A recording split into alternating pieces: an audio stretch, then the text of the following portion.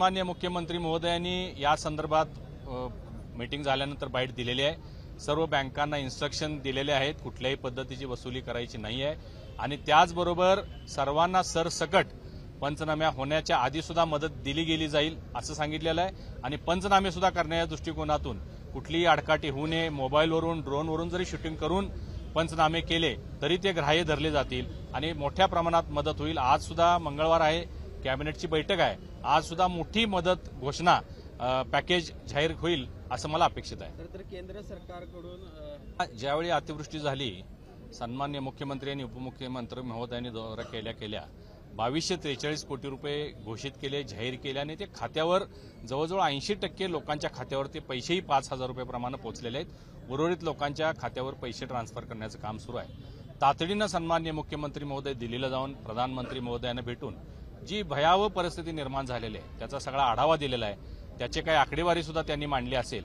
आणि लवकरच केंद्र सरकार सुद्धा यामध्ये मोठं पॅकेज देऊन आपल्या महाराष्ट्राला दिलासा देतील याचा मला विश्वास आहे, खात्री आहे। पीएम केअर बाबत बोलण्याचा अधिकार विरोधकांना नाही आहे। जे बोलतात त्यांचेच हात भ्रष्टाचारात बरबटलेले आहेत। मी आपल्याला सांगितल्याप्रमाणे प्रधानमंत्री महोदय संवेदनशील आहेत आणि लवकरच त्यांच्या संवेदनशीलपणाचा प्रभाव आपल्याला त्यांची घोषणा झाल्यानंतर लक्षात येईल। ओवेसीची काल सभा झालेली आहे इचलकरंजीमध्ये। मोदी आणि देवेंद्र फडणवीस यांना हटवा आणि आपण हा महाराष्ट्र एका विचारानं चालणारं राज्य आहे। ओवेसी सारखे लोक हे जातीयवादी संघटना, जातीयवादी पक्ष चालवतात। त्यांनी महाराष्ट्रामध्ये येऊन आमच्या लोकांना अशा पद्धतीच्या वेगवेगळ्या मार्गानं फसवणं किंवा त्यांना वेगवेगळ्या पद्धतीच्या ग्वाही देणं हे खरं म्हणजे महाराष्ट्र कधीही स्वीकारणार नाही।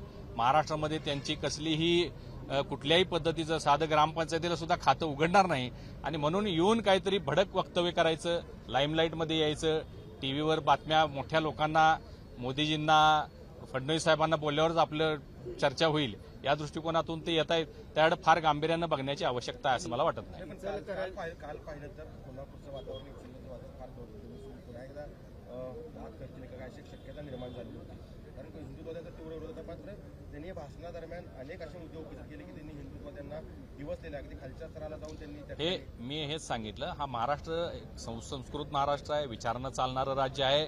अशा पद्धतीनं जातीयवादी पक्ष चालवणाऱ्या संघटनांना इथं थारा मिळेल अशी मला मिळणार नाही याची मला खात्री आहे। भारत पाकिस्तान मॅच झाली आणि पाकिस्ताननं आपले जे काही पैसे जमा झालेले आहेत ते अझर मसूदला देण्याचा निर्णय घेतला। याच्यावरूनच आपल्याला लक्षात येतंय की पाकिस्तान हे दहशतवाद्याला खतपाणी घालणारं राष्ट्र आहे किंवा देश आहे।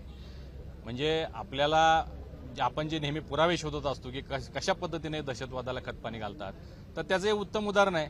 जर दहशतवाद्यांनाच हे जर आपलं मानधन देत असतील तर हे खात्रीशीर म्हणजे पक्क झालेलं आहे की या देशामध्येच सैन्यापेक्षा जास्त दहशतवादाला महत्व आहे आणि त्या अशा पद्धतीच्या संघटनांना पोचण्याचं काम ते करतायत हे आता साबित झालेलं आहे।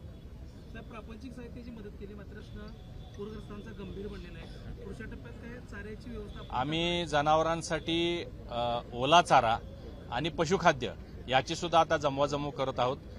पावसामुळे थोडा चारा एकत्रित करण्यासाठी थोडासा विलंब लागतोय, पण या आठवड्याभरामध्ये एक 4 ते 5 ट्रक आम्ही जनावरांचा चारा सुद्धा इकडून पाठवणार आहोत।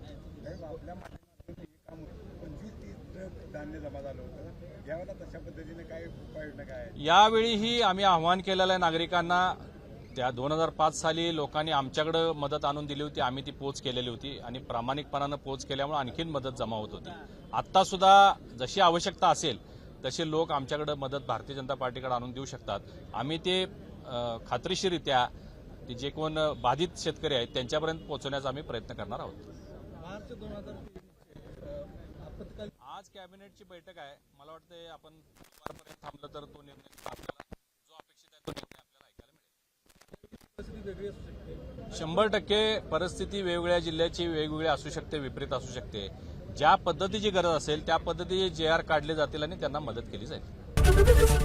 एबीपी माझा, उघडा डोळे बघा नीट।